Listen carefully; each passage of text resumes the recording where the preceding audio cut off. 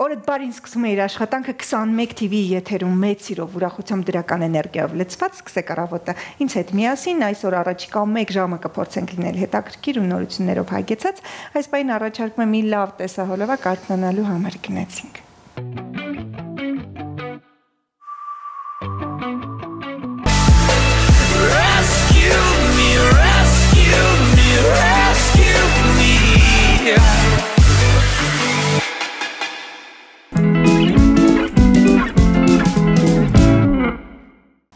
Արթնացանք նախաճաշը ըստ երևույթին հիմա պատրաստվում է, ոմանք էլ ճանապարհել են երեխաներին դպրոց կամ մարզվում են այս պահին, բայց ինչ հագնել այսօր այս հարցը հուզում է գրեթե բոլորին։ Դե եթե ուզում ենք մասնագիտական պատասխաններ ստանալ այս հարցին, այդ հարցում մեզ կօգնի Նաիրա Հարությունյանը նորաձևության հետքերով գնանք ու վերադառնանք։ Բարի առավոտ, կրկին ես եմ Նաիրա Հարությունյանը եւ այսօր խոսելու ենք կիսաշրջած գեստներից։ Կիսաշրջազգեստը կանացի զգեստապահարանի ամենակարևոր տարերից մեկն է, հատկապես 2025-26 թվականի աշուն ձմեռ սեզոնին։ Նոր սեզոնում դիզայներները ներկայացնում են մոդելների, ձևերի եւ գույների մեծ բազմազանություն, որոնք թույլ են տալիս ստեղծել յուրօրինակ եւ ոճային կերպարներ ամեն իրավիճակի համար։ Եկեք դիտարկենք, թե ինչպես կիսաշրջազգեստը կարող է դառնալ ձեր կերպարի կենտրոնական տարրը եւ ինչ թրենդեր են որոշելու այս սեզոնի նորաձևությունը։ Փակվող կիսաշրջազգեստերը կրկին դարձել են հանրաճանաչ իրենց համընդհանրության եւ էլեգանտության շնորհիվ։ Դրանք ընդգծում են գոտկատեղի գիծը եւ կարող են տարբեր լինել երկարությամբ ու գործվածքով։ Աշուն ձմեռային շրջանի համար ընտրեք խիտ կտորներից, բրդից կամ կաշվից պատրաստված տարբերակները, որոնք եւ հարմարավետ են, եւ տաք։ Թափանցիկ կիսաշրջազգեստերը սեզոնի ամենահամարձակ ու թրենդային միտումներից են։ Դրանք կարելի է կրել խիտ զուգագուլ պանների հետ կամ համադրել բազային կիսաշրջազգեստերի եւ լեգինսների հետ։ Նման կտորը ձեր կերպարին կավելացնի մի փոքր խորհրդավորություն եւ իհարկե խիզախություն, հատկապես երեկոյան ելքերի ժամանակ։ Մաքսի կիսաշրջազգեստերը շարունակում են մնալ նորաձևության գագաթին։ Դրանք կերպարին հաղորդում են նրբագեղություն եւ կանացիություն, իսկ իրենց երկարությամբ հիանալի համապատասխանում են սառը եղանակին։ Թրենդում են թե միագույն մաքսիները, թե տպագրությունով տարբերակները։ Դրանք շատ գեղեցիկ են համադրվում լայնածավալ սվիտերների եւ բարձրաճիթերի հետ։ Մինչև ծունկ երկարությամբ կիսաշրջազգեստերը իսկական դասական են, որոնք կրկին վերադարձել են նորաձևության առաջին շարքերը։ Դրանք կատարյալ են թե գրասենյակային, թե առօրյա ոճերի համար։ Այս սեզոնին հատկապես արդիական են մոդելները զարդարված հետաքրքիր դետալներով, օրինակ բացվածքներով կամ ծալքերով։ Կաշին սեզոնի գլխավոր նյութերից մեկն է։ Կաշվե կիսաշրջազգեստերը համարձակ եւ միաժամանակ էլեգանտ տեսք ունեն, հատկապես սև կամ շագանակագույն երանգները։ Թրենդում են թե դասական ուղիղ մոդելները, թե ասիմետրիկ ձևացքներով կամ դեկորատիվ տարրերով տարբերակները։ Ինչ կերպարում էր որ լինեք, զգացեք ձեզ վստահ։ Այսօր այսքանը։ Միշտ ձեր Նաիրա Հարությունյանը։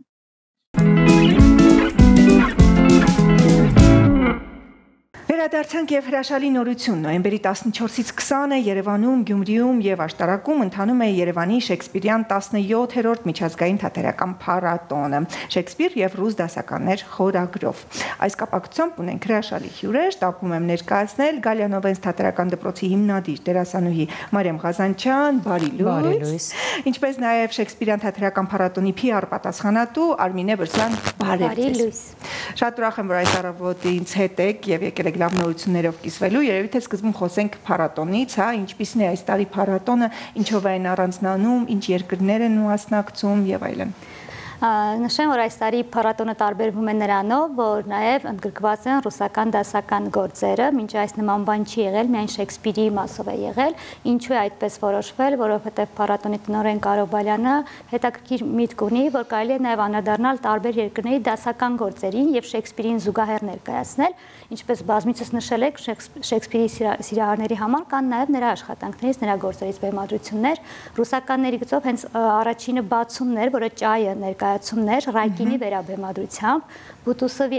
ոչ ժամանակին կյանքից հեռանալուց հետո առաջին անգամ է, որ այդ ներկայացումը կրկին բեմում է եւ Հայաստանում տեղի ունեցավ պրեմիերան, ինչը շատ կարեւոր է եւ կարող եմ ասել, որ ամսի 14-ին եւ 15-ին 4.5 ժամ հանդիսատեսը մեկ մարդու նման ներկա գտնվեց ու վայելեց հենց Ճայե ներկայացումը։ Ֆանտաստիկ։ Գալիա Նովենցի թատերական դպրոց, ստուդիա եւ նոյեմբերի 19-ին ներկայացել եք փոթորիկ ներկայացումով։ Մի քիչ պատմեք այս մասին։ Փոթորիկ ներկայացումը արվեց նախատուկ փառատոնի համար, Շեքսպիրյան փառատոնի համար, չնայած որ ռեժիսորի Դորիան Ռոսալի հետ մենք շատ հին ընկերներ ենք ու այդ համագործակցելը տարիներ շարունակ քննարկել ենք, հետո ընթացքում COVID եղավ եւ այսպիսի բաներ ու անընդհատ դա հետաձգվեց եւ փառատոնը շատ հրաշալի առիթ էր այսպես արագ գործի անցնելու Այսպես ուրեմն հրավիրեցինք Շվեյցարիայից ռեժիսորին ներկայացումը խաղալու են մեր ռեժիսորադերասանական կուրսը, ովքեր իդեպ ում կրթական ծրագիրը այլևս լիցենզավորված է նախարարության կողմից եւ իրենք ավարտում են պետական վկայականով, հետեւաբար սա համարում ենք որպես նաեւ նախադիպլոմային ներկայացում։ Հրաշալի։ Քանի որ ավարտական կուրս է Ամեն ինչ հրաշալի էր, ես կարծում եմ շատ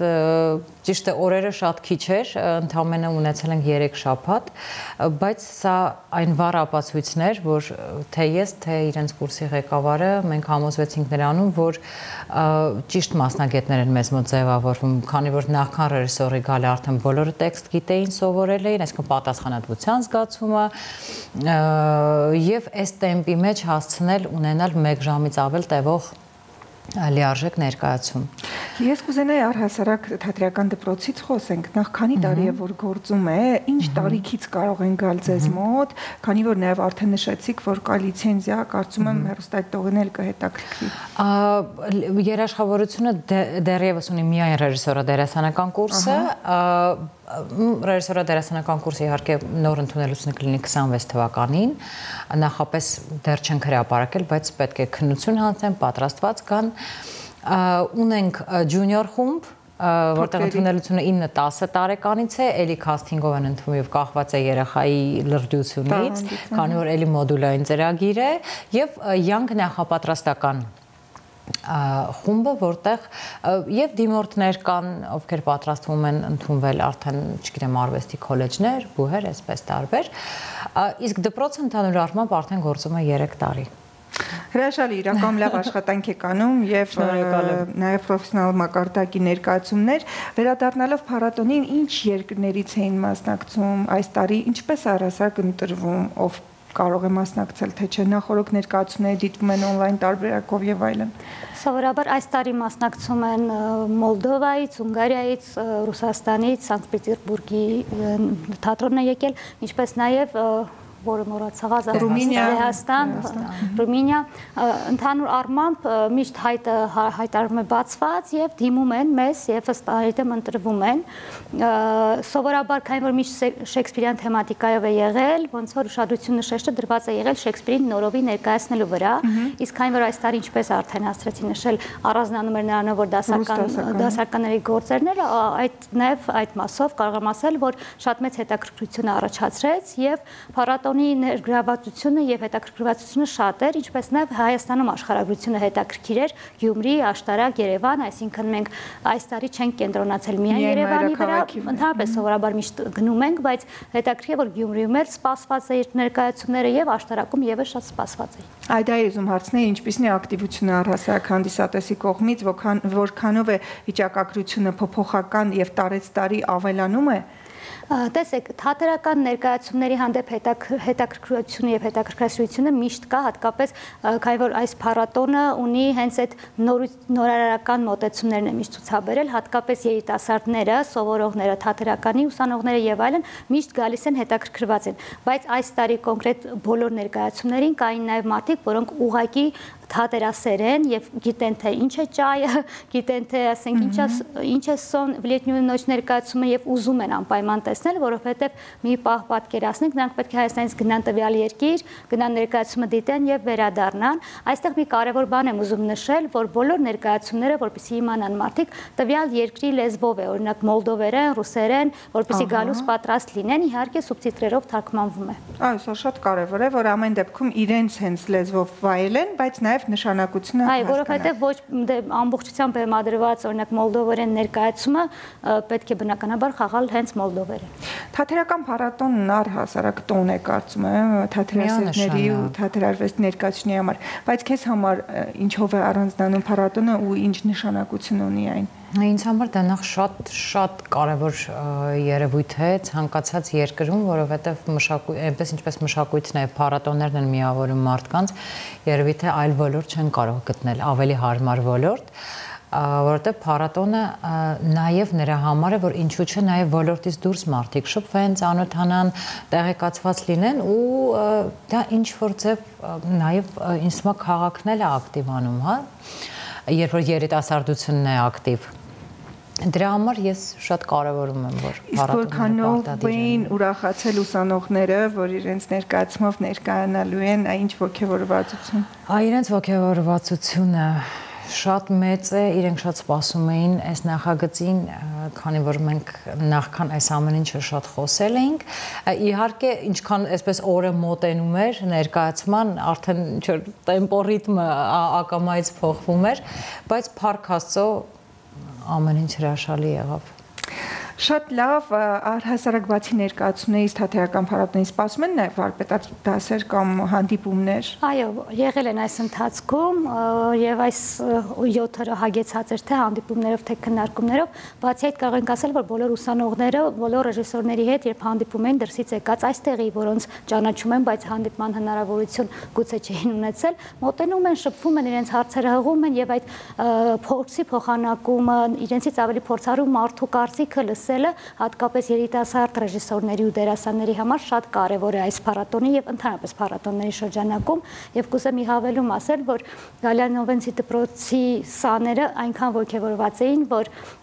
անգամ մոռանում էին, որ ես փառատոնի հետ կապ ունեմ ու ինձ հրավիրում էին իրանց ներկայացմանը, ու ես անընդհատ ասում էի գիտեմ, որ այդ ոգևորությունը ինձ թվում է անփոխարինելի զգացում է նրանց համար։ Հա, իրականում շատ ոգևորված եմ։ Փառատոնը սկսվեց ճայով, որ ներկայացումը ավարտվելու։ Փառատոնը այսօր ավարտվում է ամսի 20-ին, այսօր կավարտվի դրամատիկական թատրոնում Սոնյ в летнюю ночь ներկայացմամբ Սանկտ Պետերբուրգի թատրոնի եւ հուսով եմ փակումը կլինի այնպեսին, ինչպեսին բացումն էր, այսինքն էմոցիաներով, սպասումները արդարացված եւ միայն դրականով կգնան տուն հանդիսատեսը։ Դե ինչ, ինձ մնում է միայն շնորհակալություն հայտնել ձեզ, որ այսօր առավոտյան ժամանակ գտաք, եկաք եւ պատմեցիք փառատոնի մասին, իրականում տոն է ու ես շտապում եմ եւս մեկ անգամ ասել սիրելի հեռուստադիտողներ, հանդիսատես գնացեք անպայման, առնչվեք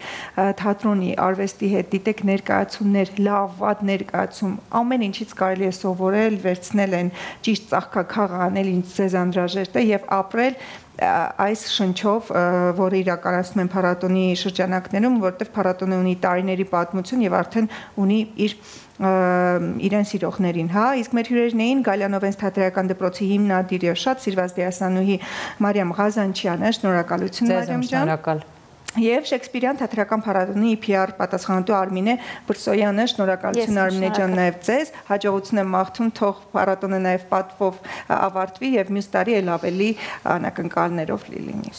Շնորհակալություն։ Դե ինչ, սիրելի հեռուստադիտողներ, այսօրվա համար նախատեսել էինք այսքանը, չմոռանաք այցելել փառատոններին, նայել ներկայացումներ եւ սիրել